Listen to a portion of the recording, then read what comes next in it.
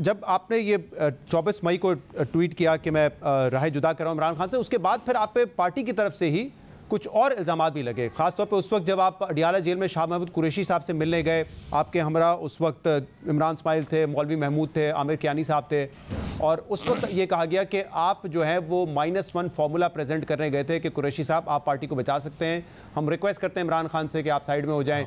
इस तरह की आपने बात की थी, और उस वक्त मैंने निकाला है, जैन कुरैशी, असद कैसर, हमाद अजहर, सब ने कहा था कि इस तरह की कोई चीज़ नहीं होगी। जो कमेटी है जिसको मुज़ाकरात का मैंडेट दिया इमरान खान ने, क्योंकि इमरान खान उस वक्त जेल से बाहर थे, वही फैसले करेंगे और कोई ऐसा फॉर्मूला एक्सेप्टेबल नहीं है।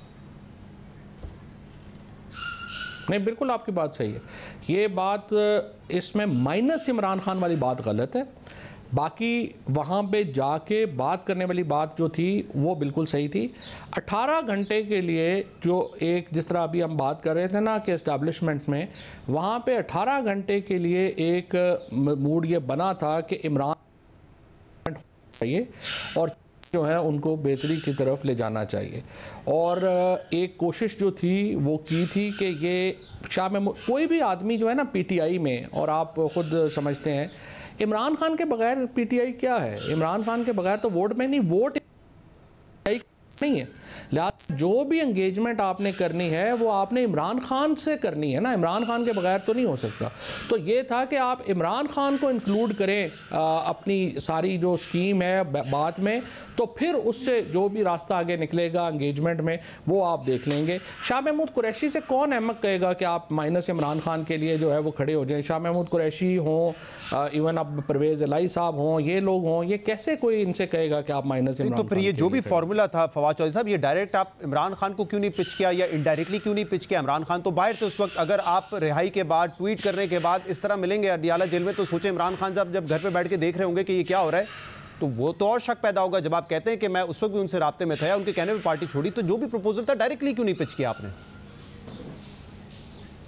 नहीं, उस वक्त राब्ते में नहीं थे, उसके पहले राब्ते में थे। और शाह महमूद कुरैशी साहब से डिस्कस किए बगैर, जो कि वाइस चेयरमैन थे पार्टी के, जो बाकी सारी लीडरशिप थी उसको इंक्लूड के बगैर खान साहब से बात करना जो था वो हम तो नहीं कर सकते थे ना, वो तो शाह साहब ने, और हम जाके ही जो है वो बात जो है, तलखियाँ भी तो देखें ना, आपको पता है ना बड़ी ज़्यादा है, अब भी तलखियाँ बड़ी ज़्यादा हैं। तलखियाँ तो कम कैसे होंगी जब तक एंगेजमेंट नहीं होगी, तलखियाँ कैसे कम होंगी?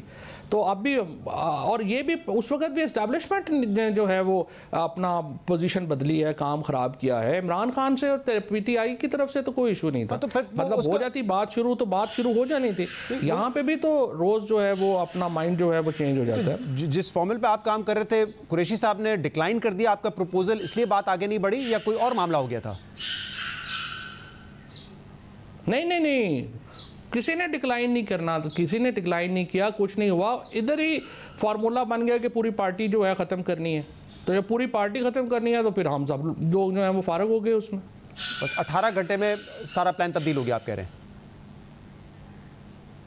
सारा प्लान तब्दील हो गया, बिल्कुल। और फिर आप चले गए IPP की जो इफ्तिताई तकरीब थी वहाँ पर, वहाँ क्यों चले गए? जब आपको सियासत करनी थी तो क्या वजह थी? मतलब नहीं, IPP की तकरीब में हम कौन सा, कोई भी जो है वो अपनी मर्ज़ी से थोड़ा गया था। वहाँ पे भी जो था वो बस ज़ोर ज़बरदस्ती से IPP की उधर चले गए। बल्कि जहांगीर तरीन साहब के साथ जो है वो पहले मैंने कहा जी मेरे घर में ही कोई नहीं मान रहा, मेरी वालदा ही जो है वो तैयार नहीं है, मेरे बुज़ुर्ग तैयार नहीं है, भाई तैयार नहीं है, बीवी तैयार नहीं है, आप कैसे जो है मुझे इसमें जो है वो एक ढाल रहे हैं मंजिल में। और उन्होंने मुझे कहा कि ठीक है, अगर इतना है तो फिर तुम ना रहने देना, लेकिन बस फिर वही जो होता है यहाँ पे, आपको पता ही है, ज़ोर ज़बरदस्ती से। वो जो आप बैठे हुए थे ऑडियंस में और कैमरा आप पर आया, तो वो स्पॉन्टेनियस रिएक्शन था या आपने जानबूझ के वो रिएक्शन दिया ताकि आवाम को पता चले कि आप अपनी मर्जी से वहाँ पे नहीं बैठे हुए? मुझे तो सच्ची बात यह है कि मुझे तो पता भी नहीं था कि कैमरा मेरी तरफ है कि नहीं है। ये तो मतलब आप कह रहे हैं कि वैसे पूरी तकरीब में आप मुँह छुपा के बैठे हुए थे? हाँ, मैं तो, मुझे तो पता भी नहीं था कि कैमरा मेरे पे है कब नहीं है, मुझे नहीं पता। मैं तो खैर निकल गया था बड़ी जल्दी। अच्छा, तो फिर ये सारी चीज़ें जब आप कहते हैं कि सब कुछ इमरान खान को भी पता था, क्या मजबूरियां हैं हमारी, तो इलेक्शन के वक्त टिकट क्यों नहीं मिला आपको या आपकी फैमिली को जेलम से? क्या वजह है? अगर आप समझते हैं कि इमरान खान साहब थे तो वो इमरान खान ने सारी हम सबके तो कागज़ रिजेक्ट हो गए। हमारे तो कागज़ ही रिजेक्ट हो गए ना, हमें तो उन्होंने लिस्ट में डाला हुआ था। मुझे एक खुद जो जज साहब थे उनका मैसेज आया, आपको पता है मैं तो खैर वकील हूँ और सब था, उन्होंने कहा बड़ा प्रॉब्लम है, अब इतना ज़्यादा प्रेशर है, तुम्हारे कागज़ जो हैं वो पता है कि नहीं है, लेकिन अब क्या करें। नहीं वो तो कागज़ तो आप लोगों में से बहुत से लोगों के रिजेक्ट हुए, लेकिन फिर भी आपका नाम उस लिस्ट में नहीं था जो तहरीक इंसाफ ने अपने लिस्ट जारी की थी कैंडिडेट्स की, उसमें आपका नाम नहीं था। नहीं, मुझे एक्सेप्ट होते तो मैं फिर बात करता ना। मुझे उमैर नियाजी ने जो हमारी पिटीशन थी वहाँ पे उसने पूछा कि क्या आपने इलेक्शन लड़ना है, मैंने कहा मुझे तो नहीं लड़ने देंगे। सही। तो फवाद साहब एक आखिरी सवाल, आपको कितने इम्कानात लगते हैं कि इस वक्त जो आपने हेड ऑन लिया हुआ है पीटीआई की लीडरशिप को, उसके बाद आप पीटीआई का हिस्सा दोबारा बन सकते हैं? और कितनी उम्मीद आपको इमरान खान से है कि इस माहौल में जो अब आपने क्रिएट किया है और आप देख रहे हैं कि आपका और पीटीआई लीडरशिप का इस वक्त जुमलों का तबादला हो रहा है, उसके बाद इमरान खान आपको एक्सेप्ट कर लेंगे दोबारा पार्टी में? मुझे 100% यकीन है कि इमरान खान से जब भी मेरी मुलाकात हो जाएगी और वो मेरा मौक़िफ़ सुनेंगे और मेरे मौक़िफ़ सुनने के बाद वो जो मेरी बात है उसको वो इंडोर्स करेंगे, क्योंकि मुझे खान साहब का भी पता है वो ये तो एक अहमकों का टोला इकट्ठा हुआ है ना, ये जो 3-4 है। इमरान खान तो बड़े अक्लमंद आदमी है, ज़ीरक आदमी है। 2 दिन पहले जो पार्लिमानी पार्टी का इजलास हुआ है उसमें बाकायदा इमरान खान की डायरेक्शन बताई गई है, जो रऊफ़ हसन और दीगर लोगों ने आके सामने बताई है टेलीविजन पे कि इमरान खान ने कहा है जो पार्टी छोड़ के गया है उससे बात नहीं होनी, कोई इंगेजमेंट नहीं होनी, we are done with them. सही बात है, वो बात यह है कि उनसे एंगेजमेंट होगी तो रऊफ़ हसन वगैरह की नौकरी का क्या बनेगा?